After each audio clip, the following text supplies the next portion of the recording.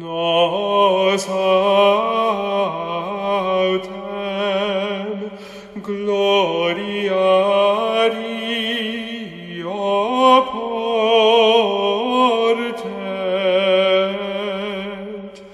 in cruce Domini nostri Iesu Christi, in quae salus vita et res.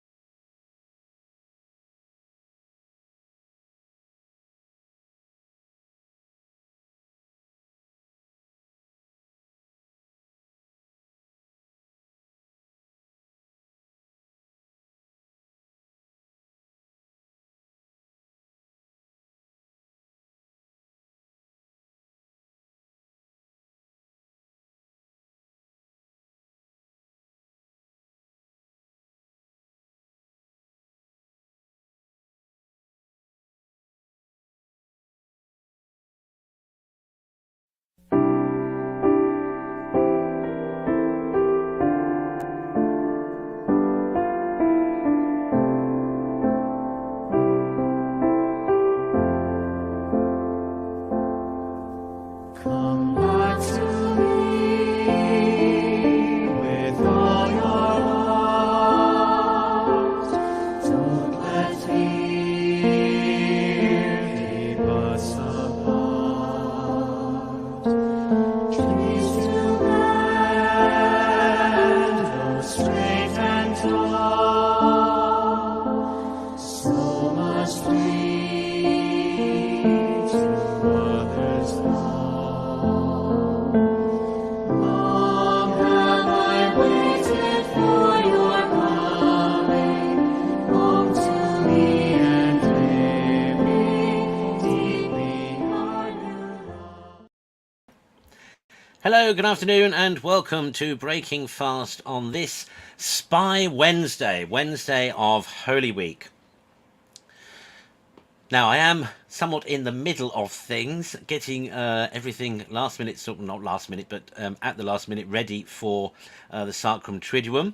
I've done a heap of ironing of altar linens already. Everything is set up for Tenebrae, which is at 5:30 p.m. We'll be broadcasting that on this channel. But there are still other things to do, as there will have to be a quick turnaround after Tenebrae to get everything ready for Maundy Thursday. So, quick question. How many of you know why today is called Spy Wednesday? Now, anyone who is a subscriber to the Old Roman has no excuse for not knowing the answer to this question, unless, of course, they haven't read today's special edition for Spy Wednesday, in which case they may not know. But in short, the answer is, of course, that today Holy Church commemorates the occasion of Judas's betrayal of Jesus to the Sanhedrin. The Passion according to St. Luke that we heard at Mass this morning told us this. Then Satan entered into Judas, called Iscariot, who was one of the 12. He went away and conferred with the chief priests and officers of the temple police about how he might betray him, Jesus, to them. They were greatly pleased and agreed to give him money, the 30 pieces of silver. So he consented and began to look for an opportunity to betray him to them when no crowd was present. Now, of course, what's interesting is that although all three of the Synoptic Gospels, Matthew, Mark and Luke, all include an account of the betrayal, it is Luke who tells us that Satan entered Judas's heart. Now, I read something of an interesting discussion on Facebook yesterday on a post by Sancta Familia, which is a Scottish channel similar sort of to this. And they had posted a meme about Judas Iscariot, hoping that we won't follow in like suit or manner. And then, of course, came up all the usual excuses for Judas. People saying, oh, well, he had to do it because it was all part of the plan, or it's not really his fault because, he had to do it, so and so and so forth. So I'd just like to say that rather, as we recall the murder of the innocents, re Herod, remember that when he had heard, well, when he realized that the Magi were not going to come back to Jerusalem from Bethlehem to tell him all about this newborn king that he hadn't heard anything about until they'd come to him looking for it, he then sends soldiers to Bethlehem and they murder all the baby boys under the age of 2. Now here, I think there is a parallel, and I think it's important as we remember on the Feast of the Holy Innocents that Herod had a choice and he exercised a choice. Likewise, Judas also had free will and he exercised it. It was Judas who chose himself to betray Jesus. He didn't have to. It just so happened that such an event was prophesied, that it just so, but it needn't necessarily have been Judas, but Judas, in exercising his free will, became the person who betrayed Jesus. And I think that's important that we understand that each and every one of us has free will. We do have free will. When we talk about vocational discernment, for example, it is all about, of course, discerning God's will, and it's whether or not we marry God's will with our own. And that's the same for our vocations as Christians generally. We have the choice. We have we can choose. We have free will. Now, if we choose to do the wrong thing, well, then that's our fault, isn't it? Then you get the consequences. But all of us have free will. Even characters like Judas and Herod and all the other biblical characters, Our Lady as well, remember, she had free will. She could just as easily have said to Gabriel, no. Except, of course, that Our Lady was so attuned to God's will because she had purposefully and actively throughout her life discerned and applied herself to the realization of God's will. Thus, when God's will was revealed to her in this matter concerning the Messiah, she assented. But the point is, she assented. She said, yes, okay, let it be done to me according to thy word. She exercised free choice. She had free will in the matter.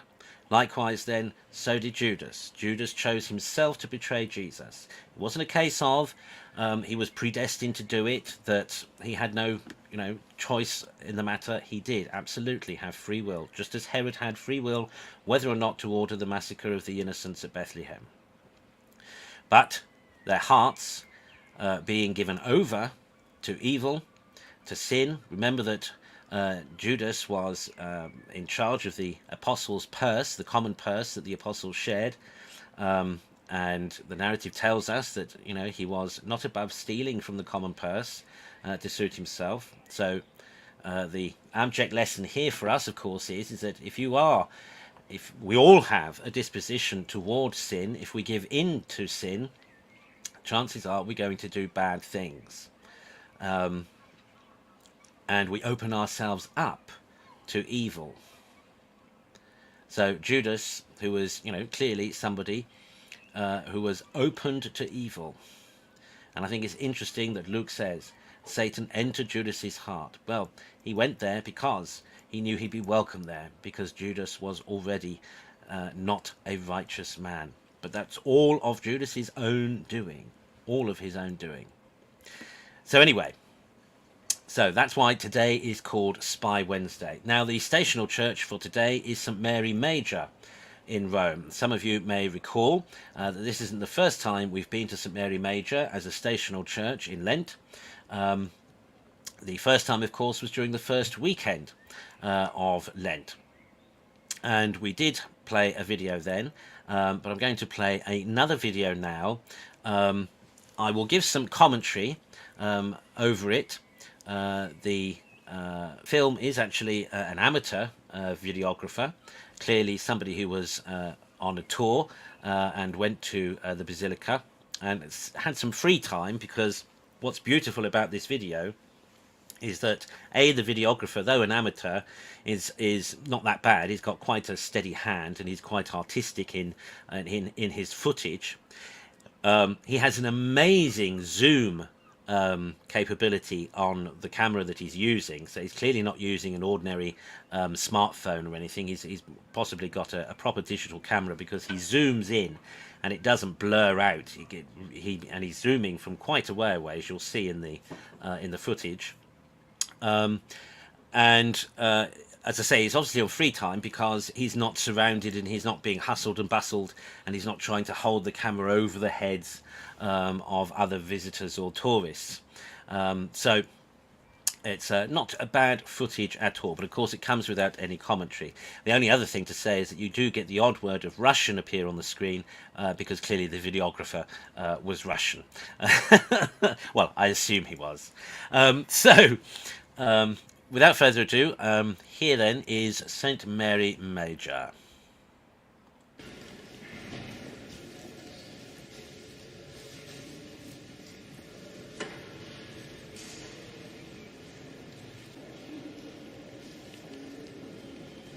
So here then is the Basilica of St. Mary Major. According to tradition, the Blessed Mary appeared to a 4th century Roman couple that was childless and had decided to leave their fortune to the Mother of God. She appeared to them in a dream and told them to build a church in her honour on the Esquiline Hill, promising a miracle to confirm her desire. The miracle came in a bizarre snowfall on August the 5th, 353 AD, the hottest month in Rome, that outlined the plan for her church on the Esquiline Hill. The Virgin has been invoked since that time as Our Lady of the Snow, and indeed on her feast day, petals are dropped through the aperture in the dome to drift down. After the Council of Ephesus in 431 AD, which affirms the title of Our Lady as Mother of God, Pope Sixtus III erected the present basilica and dedicated it to the Holy Mother of God. It was later called St. Mary Major because it is the oldest church in the West dedicated to Our Lady. As early as the 7th century, the crypt beneath the Blessed Sacrament Chapel was arranged as a reproduction of the cave in Bethlehem where Jesus was born. And the Christmas crib here is one of the finest in the world, dating to the 13th century. St. Jerome, my namesake, doctor of the Church and translator of the Bible into Latin in the 4th century, is buried in the crypt. Since he lived as a hermit next to the cave in Bethlehem, it was thought fitting to preserve his relics here in the Bethlehem of Rome. That's the aperture in the dome where they pour down rose petals on the feast of Our Lady of the Snows.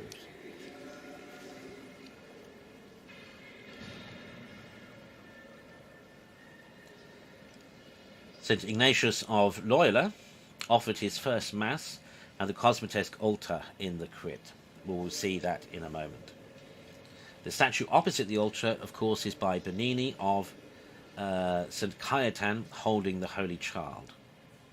In a letter the saint wrote to a nun in Brescia, explained that when he once was lost in prayer at this spot, the Holy Child climbed into his arms.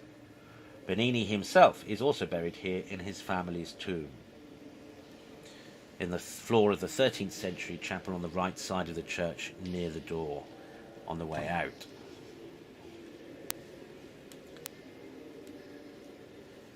In the Confessio, St. Matthias the Apostle is buried.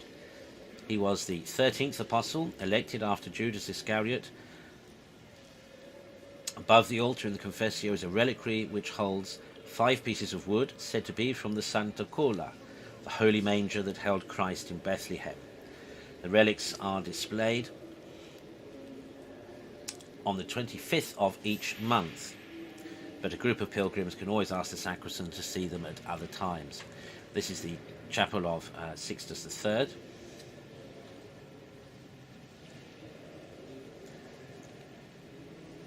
And also contained in this church is the famous icon of Our Lady, Salus Populi Romanis, in the 17th century Pauline chapel. Also here is one of the oldest Christian mosaics in Rome, above the ancient nave columns made from Athenian marble.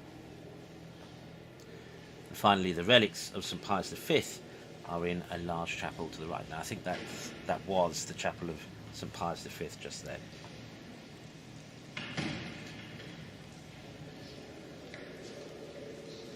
There is an incredible mosaic in the apse.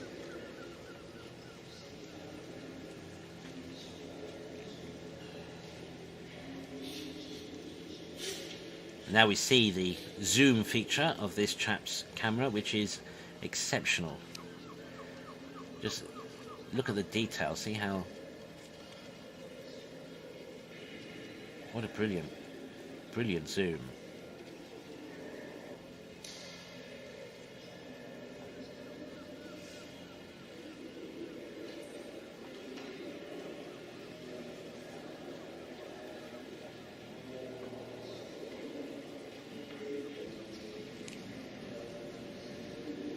So there is the manger altar. That is a larger-than-life statue of Pius IX, as if in prayer, in adoration before the manger, but also, of course, suitably posed that he could be adoring the Blessed Sacrament as it is elevated during the consecration on that altar. Beautiful baldacchino there, or sometimes called a ciborium, over the high altar. Again, the zoom feature, zooming in on those putti. Here's Pius IX again. So this is going down to the chapel where the reliquary of the manger is kept, which is there, encased behind glass on that altar.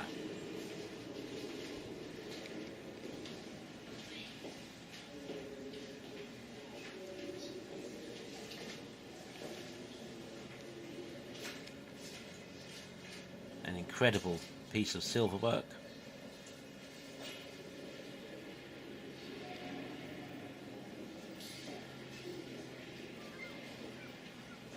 Look at the detail.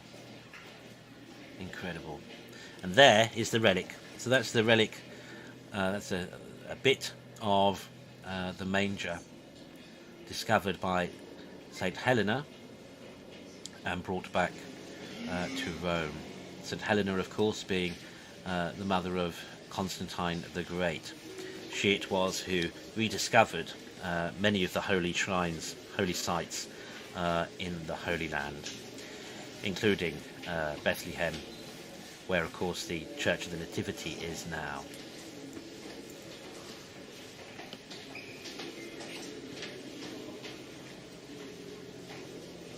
An incredible ceiling.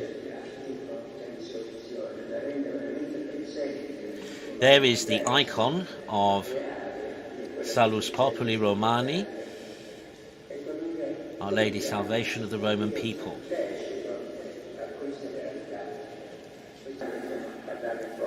There it is, the icon itself.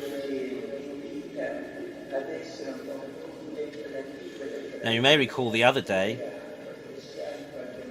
we saw the miraculous crucifix. That and the icon of Our Lady there were both used by Pope Francis and put on display during the height of the pandemic last year in Rome. You may recall that the Holy Father led prayers and gave benediction from the doors of St. Peter's Basilica. Either side of the doors were placed the miraculous crucifix and the icon of Salus Populi Romani. Both religious artifacts have over the centuries proved extremely efficacious regarding the intercession of the saints' prayers during times of famine and pestilence and plague.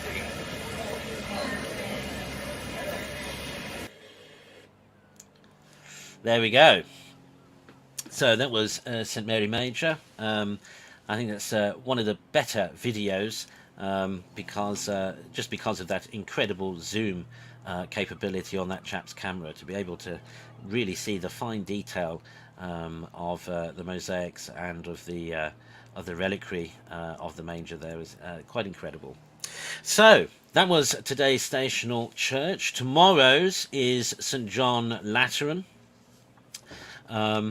Friday is, of course, Santa Croce in Jerusalem, the Church of the Holy Cross in Jerusalem, which of course contains a relic of the true cross that Saint Helena brought back from the Holy Land in the 3rd century. So, sorry, 4th century. So that is today's Breaking Fast. Our next broadcast is at 5:30. That's Tenebrae from the Brighton Oratory Chapel. Do join us then if you can. Remember that there's no Angelus and Rosary in the evenings now until the Regina Caeli on Easter Sunday. So do try and join us for any and all of our Sacrum Triduum broadcasts. And may you have a holy and blessed great 3 days. Remember to look after yourselves, look out for others, and always remember, God loves you. That's the whole point of this Holy Week. Take care.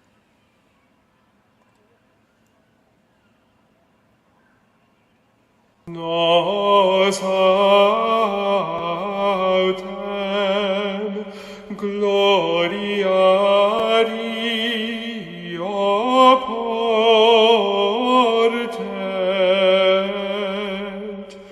in cruce Domini nostri Iesu Christi in quae salus